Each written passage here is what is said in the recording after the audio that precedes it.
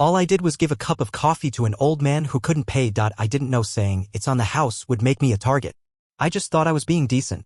Turns out in this world, decency is dangerous. You ever have one of those mornings where the world just feels off? Like the air's too still, or your coffee tastes one notch colder than it should, like it knows something you don't? That was my morning. Place was half dead. The open sign flickered like it was coughing its last breath, and the heater behind the register made a noise like a dying animal every 20 minutes. I'd gotten used to it though. Hell, I was the guy keeping the place running, more or less. Morning shifts at Brouhaha weren't glamorous, burnt espresso, leaky mop sinks, and regulars with moods as sour as the coffee. But it was a job. And when you've got 3 digits in your bank account, total, and rent due on the 15th, you don't argue with a paycheck. It was around 9:15 when he came in. Didn't look like much. Old man, trench coat 2 sizes too big, face like leather left in the sun too long. He moved slow, the kind of slow that makes you wonder if his bones are glued together with grit and prayer. Most folks in this town? They'd look through him like a ghost. But something about him stopped me cold. He stood there, blinking at the chalkboard menu like it was written in ancient Greek. "Morning," I said, trying to keep the edge out of my voice. "What can I get you?" He didn't answer right away. Just reached into his coat, real careful, pulled out a small, wrinkled coin purse and dumped its contents on the counter. For quarters, a nickel, and a penny. I looked at the coins, then at him. His eyes met mine steady. No shame, no plea. Just honesty. That hit me harder than I expected. "That'll get you half a drip," I said with a half smile. "But let's say you've got a loyalty card." He blinked. "I don't." I leaned in, tapped the counter. "You do now." He watched me pour the coffee. Didn't say thank you. Didn't need to. The look in his eyes, that quiet kind of gratitude that doesn't need words, that was enough. He sat by the window, nursing that coffee like it was spun from gold. I didn't think twice about it. It wasn't some big moral moment. It was a small gesture, a kindness nobody would see and nobody would clap for. Just something that felt right. Until the next morning when the suits showed up. 2 of them. One short and jittery, the other tall with a tie like a noose. Walked in like they owned the oxygen. I was halfway through pulling a double shot when the tall one said my name. "Are you Mason Burke?" I froze. You know the feeling when the principal calls you by your full name over the intercom? Multiply that by 10. Yeah. He handed me a card. Heavy. Embossed. White as Winterbone. Graham Wallace, Executive Advisor, Prescott and Langford Ventures. I stared at it. Am I being sued? The short guy laughed. Quite the opposite, actually. Wallace stepped closer. "Mr. Burke, the gentleman you served yesterday? His name is Alton Prescott." I blinked. "Like? Prescott is in?" "Yes. That Prescott." I nearly dropped the tamper. Wallace continued. "Mr. Prescott asked us to deliver a message. He was moved by your gesture." I blinked again. It was just coffee. He disagrees. Then he handed me a manila envelope. Inside, a letter. Handwritten. Thick ink strokes, the kind you see on wedding invitations or century-old treaties. "Mason, you reminded me that decency is still alive in places no one thinks to look. If you're willing, I'd like to meet again on more official terms. Enclosed is a business proposal. No tricks, no fine print. Just an opportunity. Alton Prescott." I stared at it like it might catch fire. My throat felt tight. I didn't know whether to laugh or run. Wallace gave a half smile. "There's a car waiting should you decide to follow through." Then they left. Just like that. Back into the world of spotless suits and glass offices. And me? I looked around the shop. At the peeling paint. The clock that ran 5 minutes fast. The tips jar with 3 crumpled bills and an IOU written on a napkin. And I said to hell with it. I locked the register, grabbed my coat, and walked out the front door for the first time without clocking out. The car was black. Of course it was black. Sleek, low growl under the hood, the kind of ride that smells like new leather and generational wealth. Driver didn't say a word, just tipped his cap and held the door open like I was royalty. I slid in, hands sweating against denim. Door clicked shut behind me with the finality of a vault. The city passed in silence. Stoplights blurred into amber streaks, buildings turned to towers. I didn't ask where we were going. I didn't need to. This wasn't a joyride. This was a test. I could feel it in my gut. We pulled up to a building that looked like it was carved out of marble and ambition. Prescott Holdings etched clean across the glass. Everything gleamed. Even the air felt more expensive. Inside, the receptionist smiled like she'd been trained in a lab. "Mr. Burke, Mr. Prescott is waiting for you upstairs." Upstairs meant penthouse. The elevator didn't even have buttons, just a key slot and a gold-trimmed speaker. The driver swiped a card and we rose. When the doors opened, I felt it. That weight? You don't walk into a room like that. You enter it like a courtroom. Like a confession booth. The whole place was dark wood, steel edges, and windows taller than dreams. And there he was. Alton Prescott. standing near the glass, staring down at the city like it owed him something and hadn't paid up yet. He turned when I stepped in. No smile. Just studied me, slow and calculating, like I was a blueprint with missing lines. Mason, he said. His voice was calm. Not warm, not cold. Just, sure. Mr. Prescott, I replied, suddenly aware of how cheap my boots looked against that pristine floor. He motioned toward a chair by a long table that looked like it had hosted more secrets than dinner meetings. I sat. You know why you're here? Because I gave you a free coffee? He chuckled, dry brief. Because you did something most people wouldn't. You saw a man with nothing to offer and treated him like a person. I didn't say anything. What do you say to that? Prescott leaned forward. Let me ask you something, Mason. Do you want to keep serving coffee the rest of your life? I blinked. I hadn't really thought about it. Think about it now. I looked at him. Really looked. The tailored suit. The cane resting against the chair. The eyes that had seen more deals die than I'd seen paychecks. I don't want to scrape by anymore, I said. He nodded. Then here's what I'm offering. He slid a folder across the table. Thick, heavy. Inside, maps, renderings, permits. And at the top, Brew Legacy, a Prescott concept. What is this? I asked, mouth suddenly dry. A new brand, he said. Smaller footprint. Community-based. Authentic. I looked at him sideways. Authentic like, what? Corporate pretending to care. He actually smiled at that. No. Authentic like you. You run it. We build it together. You pick the first location, the vibe, the story. But it stays yours. I stared at the folder. I couldn't breathe. I don't have money, I said. Or experience. Or a. That's why I'm backing you. I swallowed hard. Why me? Because money can build walls, Mason. But people like you? You build bridges. I sat back. Heart slamming in my chest like it wanted out. He tapped the folder. You say yes, we start next week. Say no, and this conversation never happened. Simple as that. I opened my mouth. Closed it. I need a day, I said. He nodded. You have until tomorrow. The elevator ride down felt longer than the drive up. Outside, the city looked different. Not better. Not worse. Just charged. Like I could feel the electricity in every sidewalk crack. I walked home. Could have called a cab, but I needed the air. Needed to hear my own footsteps, needed the weight of pavement to remind me I was still grounded. The sun was going down by the time I got back to my apartment. I stood in the kitchen for a long time, staring at the unpaid bills on the counter. At the fridge with 1 egg and half a bottle of ketchup. At the busted chair I sat in most nights like it was a throne built from disappointment. I sat, pulled the folder from my bag, and opened it again. That night, I barely slept. When I did, I dreamed in blueprints. In steaming mugs and long counters and hands handing over cups like they mattered. I dreamed of light, of music, of laughter. And when I woke up, I knew. I showed up at the Prescott building right when the doors opened. Didn't wear a suit. Didn't own one. Just a clean shirt, fresh shave, and the pair of boots that had carried me through rain, grease, and cheap tile for 3 years. I wanted him to see me, not the version I thought he wanted, but the one who'd earned this shot, whether anyone believed it or not. Reception didn't flinch when I walked in. Elevators waiting, Mr. Burke. Second time up. Still made my stomach twist like it was tied to a winch. Prescott was waiting in the same spot, standing by the glass like he'd never moved. The skyline behind him made him look like a statue carved out of regret and steel. Well, he said without turning. I'm in, I said. All the way. He nodded once. Just once. But I swear I felt the air shift. Good, he said. We don't have time to waste. What followed was a blur. Legal teams. Architects. Branding experts. Prescott didn't hand me the reins, he tossed them and expected me to catch them midair. And somehow I did. The plan was tight. One location. Downtown. An old brick storefront that used to be a bookstore before time and taxes shut it down.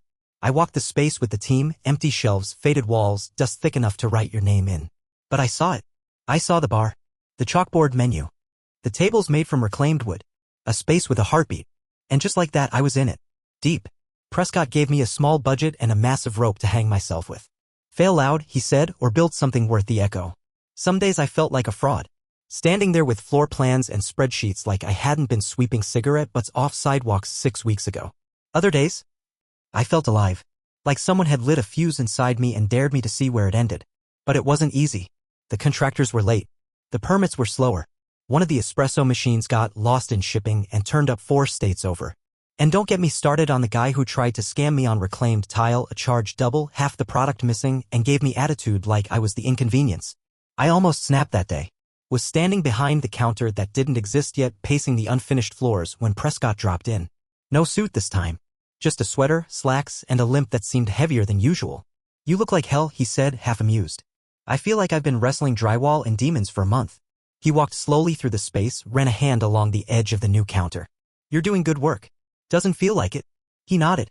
It never does. Not until you open the doors and people start to believe in it too. We stood in silence for a second. Then he said something that stayed with me. You ever wonder why I chose you? Every day, I said. He looked out the window. I've met thousands of people with ideas.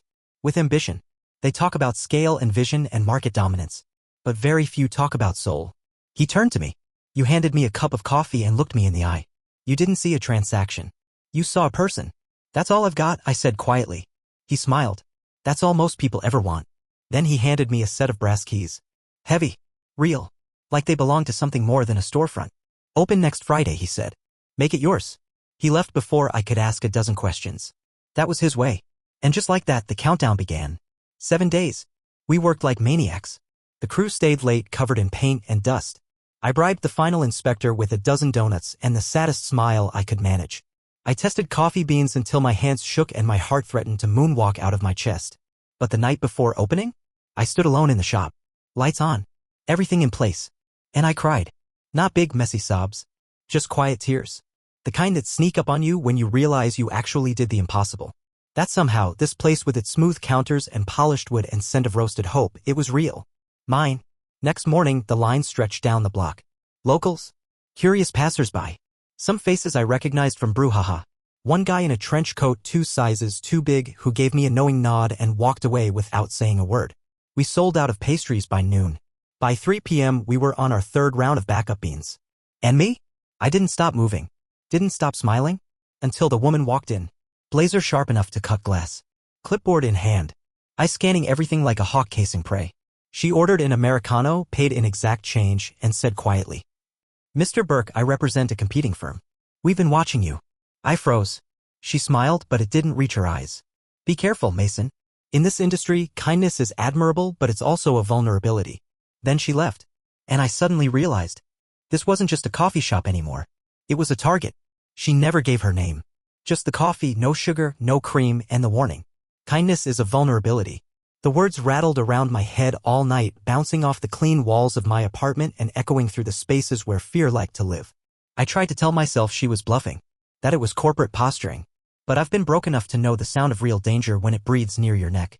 And that voice? It wasn't bluffing. It was hunting. The next few days flew by in a blur of espresso, receipts, and exhaustion. My shop was alive. Not just running, not just surviving, but alive. People kept coming. Word spread faster than I ever expected. We trended for a hot minute online when someone posted a photo of our handwritten noteboard. Coffee is temporary. Humanity is permanent. I hadn't written that for PR. I'd written it after cleaning gum off the sidewalk and seeing an old woman give her muffin to a homeless guy sitting outside. I just wanted to bottle that moment somehow. Turns out people were starving for sincerity. But success makes you visible. And visibility attracts sharks. It started subtle. A regular, Jason, older guy, wore a Cubs hat every day, mentioned he was approached by someone asking questions about our vendors. Then a delivery driver pulled me aside and said a man tried to pay him for our inventory records. 2 days later, one of our bakery suppliers called and apologized. They were pulling out. No explanation. Just gone. I felt it unraveling. Thread by thread. I called Prescott. He didn't answer. The next day, I found out why. I walked into the cafe early, just past dawn. Was planning to restock the cooler and finally fix the squeaky fridge door hinge. But instead of silence, I found chaos. Someone had broken in. No windows smashed. No doors forced. But the place was wrong. The till was untouched. No inventory stolen. But our files? Shredded. Physical records, order forms, permit copies. Gone. Torn up and soaked in what I'm hoping was just old coffee. The kind of mess that wasn't theft. It was message. My hands shook. Not from fear yet, but from fury. I called the police. They took photos, nodded a lot, promised to file a report. The usual script. But the moment they left, I knew they wouldn't follow up. This wasn't random. Someone was trying to break me down sideways. I sat at the back table, staring at the chaos. The dust in the air looked like ash. That's when the door opened. Prescott. Looking older than I remembered. Eyes heavy. Shirt untucked. You okay? He asked quietly. I stood too fast, nearly knocked over a stool. Where the hell have you been? He sighed. Sat across from me, not even bothering to brush off the torn papers. There's something I need to tell you, he said. Something I should have told you the day you signed that contract. I crossed my arms. Start talking. He rubbed his temples like they were sore from holding secrets. You know the name Monroe? I nodded. One of those mega firm holding companies. Buy everything, hollow it out, sell the bones? They approached me 6 months ago. Wanted to acquire our legacy brand, roll it into their chain. I said no. Of course he did. Prescott had values. That was the whole point. They didn't like that, he continued. So they did what they always do, made it personal. My stomach dropped. This cafe was never just a cafe, was it? He looked up, eyes sharp again for the first time in days. No, he said. It was bait. I couldn't believe what I was hearing. You used me. No, he said quickly. I protected you. This place gave us a clean start. Something real. Something they couldn't trace back to my boardroom. But they found it. And now they want to crush it. Not because it's profitable. Because it proves you don't need them to succeed. I didn't respond. I was too busy watching the walls of trust splinter and collapse in real time. I'm sorry, Mason. I thought we had more time. I shook my head. You should have told me. From the beginning. I know. He stood slowly as if gravity had gotten heavier. But it's your shop now. Your call. If you want to walk away, I'll make sure you land on your feet. I looked around at the broken edges. At the place I bled for. Built from nothing. I thought of the old man I served coffee to. Of the regulars. Of the mural a kid named Ty had painted on our bathroom wall that said love loud. I looked Prescott square in the eye. I'm not walking away. He smiled, the ghost of a grin. Didn't think you would. Then he handed me a key. To what? He hesitated. My contingency. That night, I drove to the address etched on the tag. An industrial lot by the train tracks. Empty-looking warehouse. Door creaked open like it remembered war. Inside? A backup setup. Equipment. Paperwork. A clean server. A folder labeled Monroe. Everything Prescott couldn't keep at his office. It wasn't just contingency. It was evidence. They'd done this before. Dozens of times. Small business owners crushed under coincidences. Permits revoked. Loans defaulted on. Fires. Lawsuits. Forced sales. This wasn't just a fight for my coffee shop. This was a war against people like me daring to build something without asking permission. And I wasn't going to let them win. The thing about war is nobody tells you when it starts. There's no siren, no trumpet. Just a moment where you're holding a mug in one hand and a folder full of secrets in the other, and suddenly you realize this isn't about coffee anymore. It's about power. About pride. About proving something in a world that eats the quiet people first. I didn't sleep that night. Just read. Every page in that folder Prescott gave me was a brick in a wall of corporate rot. Names. Acquisitions. Scorched earth tactics. One cafe owner in Arizona burned down the day before escrow was supposed to close.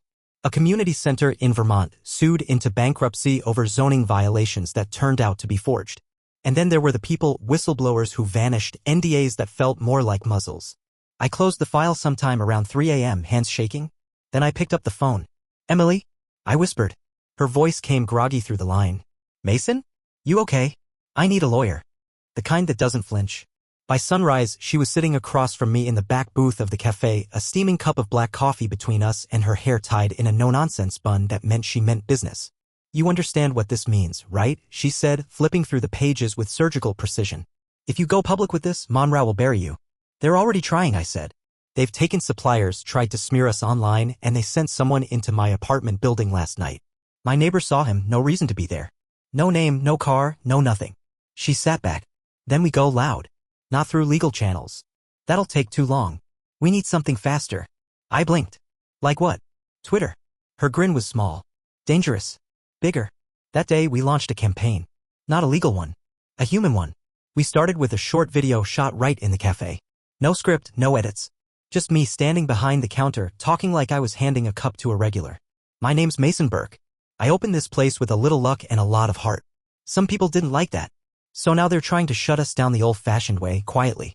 But we're not going quietly. We posted it everywhere. Instagram, YouTube, Reddit, even old Facebook pages from when the cafe was under construction. Then we opened the floodgates.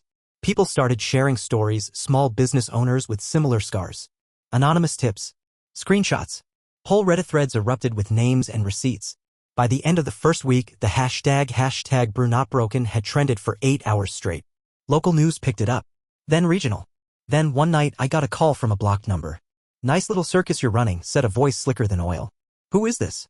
I asked, though I already knew. You're not the first to poke the bear, Mason. You won't be the last. But let me be clear, bears don't lose sleep over ants. I gripped the phone tighter. Maybe not. But ants crawl into places that hurt. The line went dead. The next morning, the fire inspector showed up. Unannounced. Said he received an anonymous tip about unsafe wiring. We passed the inspection. Barely. Someone had moved the wiring behind the espresso bar. Deliberately. Quietly. That night, I posted the footage from our security camera. No faces. Just a man in maintenance gear slipping in through the back during a fake delivery. It went viral. Then something unexpected happened. People started showing up. Not just customers, supporters. Former cafe owners who'd fought Monroe and lost. Freelancers. Off-duty contractors. A lawyer who volunteered pro bono hours to defend the cafe's license. A guy with a film degree offered to make a full documentary free. Every day felt like a miracle wrapped in duct tape and delivered with coffee. Then came the leak. An anonymous email hit my inbox. Subject, you're not alone. Attached, internal emails from Monroe. Meeting notes.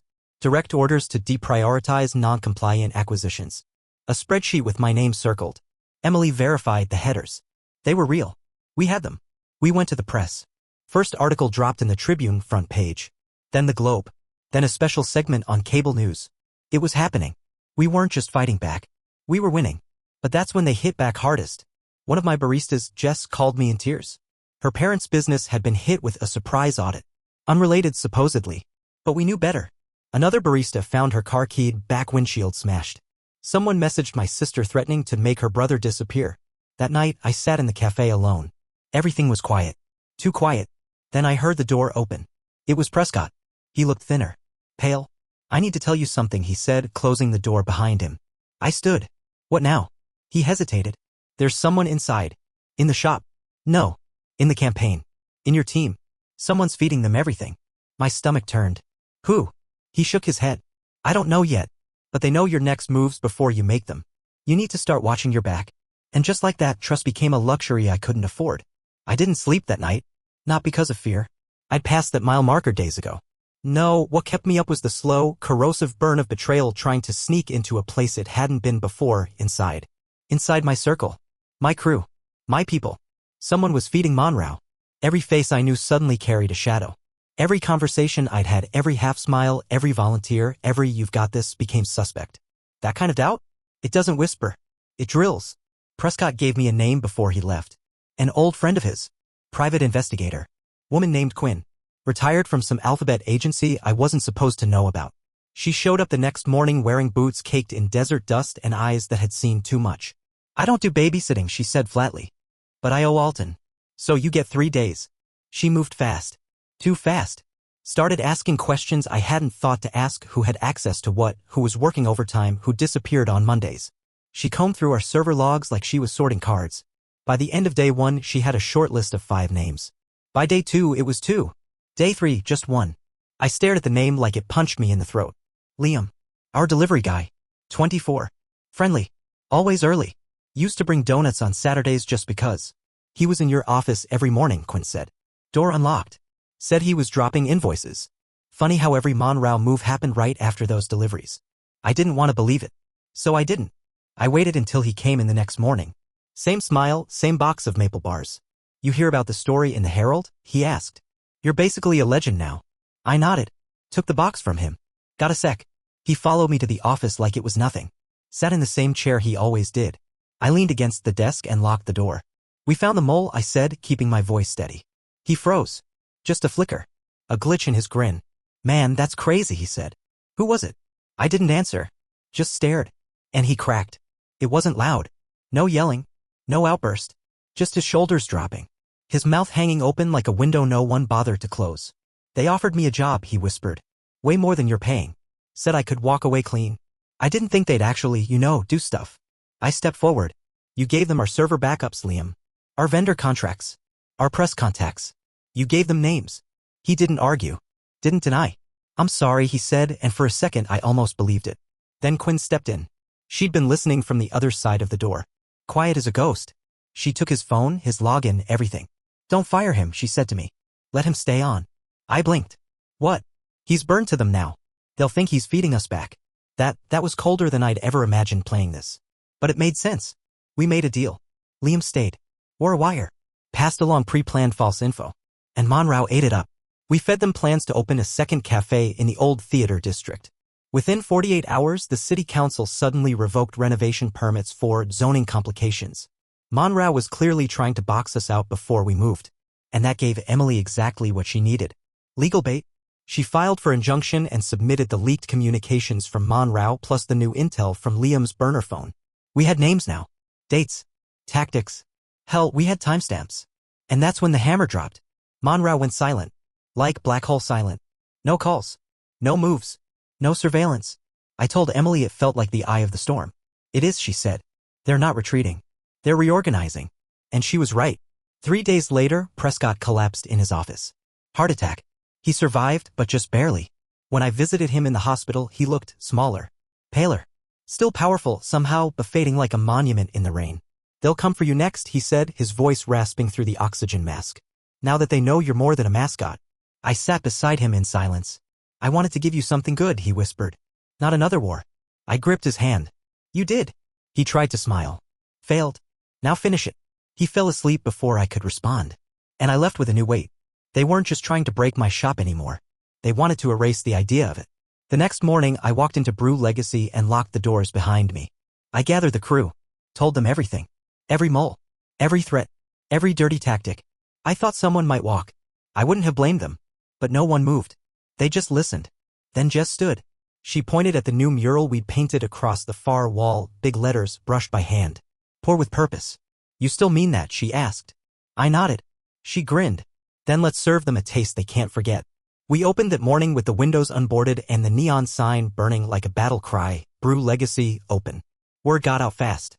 Not through ads, not through algorithms, just people. Old school, boots on the ground, tell your neighbor kind of people. Within an hour, we were full. Lines snaked down the block. The espresso machine screamed nonstop like it was trying to warn us this isn't normal. And it wasn't. Because every face in line wasn't just a customer. They were believers. One guy wore a shirt that said Anti-Monroe Club. A woman passed out flyers about corporate takeovers and local business funds. Someone from the city council dropped off a donation check and whispered, keep swinging. But it wasn't just noise anymore. We had a movement. Emily's legal motion went through. A full-scale investigation into Monroe's practices was green-lit by a state watchdog. The leak went national. News anchors in press suits started saying words like pattern of economic sabotage and criminal enterprise. Monroe tried to strike back. They sent cease and desist letters. Filed a lawsuit for defamation. Claimed I had forged the documents. But we were ready. We released full audit trails, unaltered logs, and video recordings, including one where a Monroe rep offered Liam cash in exchange for supply chain disruption. Their signatures were all over it. The internet did what the internet does. The video hit 1 million views in a day. Stockholders panicked. Sponsors pulled out. Monroe began to crumble. And through it all, we kept brewing. Each latte felt like a statement. Every espresso shot a small defiance. People started coming just to be part of it. To say they'd stood in that cafe when it mattered. Then, 3 weeks later, I got the call. Prescott was gone. Peacefully. At home. No machines, no tubes. Just him, his books, and that trench coat he wore the day I met him. The funeral was private. I didn't speak. Didn't have to. His lawyer handed me a final envelope thicker than the one from day one. Inside was a handwritten note. Mason, now. You gave me what money never could, proof that decency can survive contact with ambition. The shop is yours. The land it sits on. The building next door. And a trust to build 2 more if you choose. You poured from the heart. Now fill the world. A.P. I didn't cry. Not then. But later, alone in the storage room behind the shop where we kept spare aprons and backup beans, I sat on a milk crate and let it hit me like a slow wave crashing through a wall. He was gone. But he had handed me something bigger than ownership. Legacy. In the months that followed, we expanded. Not fast. Not viral. Just steady. Brick by brick. First a cafe in Lincoln Park. Then another on the edge of an old industrial block. Each one different. Each one local. Each one built with purpose. We trained new hires with stories, not just rules. Told them about Alton. About Liam. About that morning with the fire inspector and the first leak and the night I sat staring at a server folder labeled Monroe like it was a bomb about to go off. And people listened. Not because it was some shiny underdog story, but because it was true. One afternoon, I walked into the original shop. Brew Legacy No. 1. It was buzzing. Students, old men playing chess, a woman sketching in the corner. Someone had hung a new noteboard on the wall. I hadn't seen it before. There were messages scribbled in ink, pencil, Sharpie, crayon. Found my first job because of you. This place saved my morning more than once. Met my husband here. You poured kindness when I had nothing left. I stood there until my eyes blurred. Then I went behind the counter. Took a deep breath. And poured a coffee for an older man waiting at the register. He looked tired. Lost. Didn't say much. But his hand trembled a little as he reached for his wallet. And I said, don't worry about it. He blinked. I slid the coffee over the counter. Call it house tradition. He took it. Sat by the window. And for a second, just like that first time, I saw it again, that soft flash in a stranger's eyes that said, someone saw me today. And that was everything.